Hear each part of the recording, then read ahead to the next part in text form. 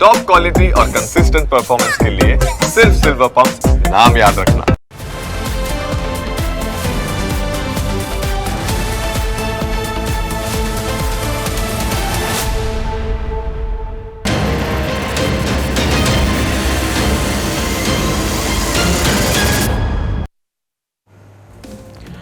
મુશ્કેલી અમારી, મજબૂરી અમારી, ક્યાં મૂકી આવ્યા છો માનવતા તમારી? પ્રસૂતિ પણ કરાવી પડે છે રસ્તામાં, ક્યાં મૂકી આવ્યા સુરક્ષાની બુલંદ ખુમારી?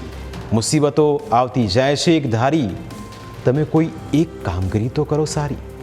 રસ્તા માટે થાકી ગયા, પોકારી પોકારી મળ્યા ફક્ત વાયદા, ના સમજી શક્યા અમારી લાચારી. આવ્યા થયા છે એક નાનકડા ગામમાં રહેતી મહિલાની, જેની પ્રસૂતિ રસ્તામાં જ કરાવવી પડી. લાચારી એવી દારૂણ કેમ છે તેની કલ્પના પણ તમે નહીં કરી શકો. શહેરમાં તો 10 મિનિટમાં 108 તમારી સમક્ષ હાજર થઈ જાય, પણ ગામડાઓમાં કેવી સ્થિતિ છે તેનો અંદાજો તમે નહીં લગાવી શકો. આપણે વિકાસના બણગા ખૂબ ફૂંકીએ છીએ, પણ વરવી વાસ્તવિકતા કેટલી હૃદયદ્રાવક હોય તે આજે અમે તમને દર્શાવવા જઈ રહ્યા છીએ. છોટા ઉદેપુરના કુપ્પા ગામનો આ કિસ્સો છે. રાતનું અંધારું હતું. એક ગરીબ પરિવારમાં મહિલાને પ્રસૂતિની પીડાઓ પડી, જેને પગલે 108ને કોલ કરવામાં આવ્યો. 108 મહિલાને લેવા માટે નીકળી પણ ખરા, પણ ગામથી 1 કિલોમીટર દૂર એમ્બ્યુલન્સના પૈડા થંભી ગયા, કારણ કે આગળ એમ્બ્યુલન્સ જઈ શકે તેવો રસ્તો જ ન હતો. આખરે પરિવારજનોએ તાત્કાલિક સ્ટ્રેચરની વ્યવસ્થા કરી. રાતના અંધારામાં ટોર્ચના અજવાળે મહિલાને સ્ટ્રેચર પર ઊંચકીને એમ્બ્યુલન્સ સુધી લઈ જવામાં આવી રહી હતી, પરંતુ રસ્તા પરના ખાડા અને ગાબડા એવા ખતરનાક હતા કે મહિલાથી પીડા સહન ન થઈ. તે સતત કણસી રહી હતી, પરંતુ પરિવારજનો પણ લાચાર હતા કે તેઓ તેને સ્ટ્રેચરમાં જેમ બને તેમ ઝડપથી લઈ જવા સિવાય તેમની પાસે બીજો કોઈ ઓપ્શન ન હતો. આખરે નાના મોટા ટેકરા અને ઉબડ-ખાબડ રસ્તા ઉપરથી પસાર થતી વખતે અડધે રસ્તે જ મહિલાને અસહ્ય દુખાવું પડે. મહિલાએ કહી દીધું કે હવે આગળ નહીં વધાય, અને રસ્તામાં જ પ્રસૂતિ થઈ ગઈ. પ્રસૂતિ થયા બાદ માતા અને નવજાત બાળક બંનેને સ્ટ્રેચરમાં ઊંચકીને પરિવારજનો ચાલવા લાગ્યા, અને જ્યાં એમ્બ્યુલન્સ ઊભી હતી તે છોટી ઉંમર ગામ સુધી લઈ જવાયા, અને 108 મારફતે તેમને દુગ્ધા પ્રાથમિક આરોગ્ય કેન્દ્રમાં લઈ જવામાં આવ્યા. હવે તમે આ ગ્રામજનોની લાચારી કેટલી હદે વ્યથિત કરનારી છે તે તમે કલ્પના કરી શકો છો. એક ગામની અંદર જો એમ્બ્યુલન્સ પણ ના આવી શકતી હોય તો તે ગામમાં વિકાસની કલ્પના કરવી જ મુશ્કેલ છે.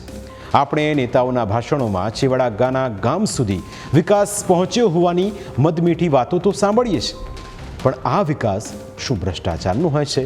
શું આ વિકાસ તંત્રની બેદરકારીનો હોય છે, કે પછી કોન્ટ્રાક્ટર સાથે તંત્રની થતી મિલીભગતનો હોય છે? આ સવાલ એટલા માટે ઉઠી રહ્યા છે કારણ કે આ ગામની અંદર પાકો રસ્તો જ નથી. એક માતા અને તેનું બાળક રસ્તા પર જીવન મરણની લડાઈ લડવા આજે મજબૂર છે, કારણ કે તમારા વિકાસના રસ્તા એટલા ખરાબ છે કે એમ્બ્યુલન્સ પણ ડરીને અધવચ્ચે અટકી જાય છે. આ કોઈ એક ઘટના નથી, પણ તંત્રની નિષ્ફળતાનું જીવતું જાગતું ઉદાહરણ છે. આ ઘટના તંત્રના ગાલ પર સણસણતો તમાચો છે, કારણ કે આજે આ મહિલાનું માસૂમ બાળક જીવિત છે તો તેની માતાની હિંમતના કારણે, ગામવાસીઓની મદદના કારણે. બાકી તંત્રએ તો મૃત્યુના દરવાજા સુધીનો રસ્તો ખોદીને તૈયાર કરી રાખ્યો હતો. આ અંગે સ્થાનિકોનું કહેવું છે કે કુપ્પાથી છોટી ઉંમર સુધીનો રસ્તો સરકારે મંજૂર કર્યો છે, પરંતુ જે એજન્સીને કામ સોંપવામાં આવેલું છે તે એજન્સીએ કામ પૂરું કર્યું નથી. પરંતુ આપણે ત્યાં સિસ્ટમમાં રહેલા લોકોની જાણે કોન્ટ્રાક્ટર સાથે મિલીભગત હોય તેમ તેવું પણ તેમની જ ભાષા બોલે છે. આ અંગે તાલુકા માર્ગ અને મકાન વિભાગના ઇજનેર સાથે વાત કરવામાં આવી તો તેમણે પણ જાણે ઉઠા ભણાવવાનો પ્રયાસ કર્યો. તેમણે દાવો કર્યો કે સરકારની મહત્વાકાંક્ષી પાણી પુરવઠા યોજના બની રહી હોવાના કારણે એજન્સીએ રસ્તાનું કામ અધૂરું કર્યું છે, અને આ કામ 10 માર્ચ પછી શરૂ કરી દેવાય છે. આવી પરિસ્થિતિને લઈ ગ્રામજનોમાં પણ ભારે રોષ છે. દુખાવો પડતા 108ને ફોન કરેલો, અને 108 પાકા રોડ સુધી છોટી ઉંમર ગામ સુધી પહોંચેલી, અને કુપ્પા ગામ સુધી પહોંચેલી નથી.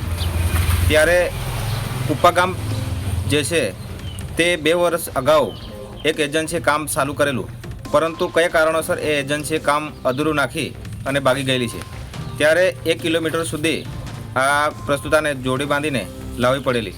ત્યારે મારે સરકારશ્રીને નમ્ર વિનંતી છે કે જો આવી એજન્સીઓ આવું નવું કામ કરશે તો તો કેવું રહેશે? તો વહેલી તકે સરકાર આ એજન્સી પર ધ્યાન આપે એવું અમારી નમ્ર વિનંતી છે. હવે વિચારો કે જે બાળકનો જન્મ ખાડાયુક્ત રસ્તા પર થયો તે બાળકના જન્મના પ્રમાણપત્રમાં જન્મનું સ્થળ શું લખાશે? કુપ્પા ગામનો ખરાબ રસ્તો, રસ્તા પરનો ખાડો કે પછી વિકાસની પોલ ખોલનારું સ્થળ? નેતાઓ કહે છે લોકોનું આરોગ્ય અમારી પ્રાથમિકતા છે, પણ પ્રાથમિકતા તો ફક્ત હોસ્પિટલમાં નેતાઓના VIP વોર્ડ માટે છે. ગામની માતાઓ માટે તો રસ્તા પર VIP ડિલિવરી જ બાકી રહી ગઈ હતી. શું આ એક ગરીબ પરિવારની મજાક નથી? શું સુખ સુવિધા ભોગવવાનો હક સરકારી તંત્રએ ફક્ત શહેરીજનોને જ આપ્યો છે? કેમ છેવાડાના ગામોના લોકોની સમસ્યાઓને નજરઅંદાજ કરવામાં આવે છે?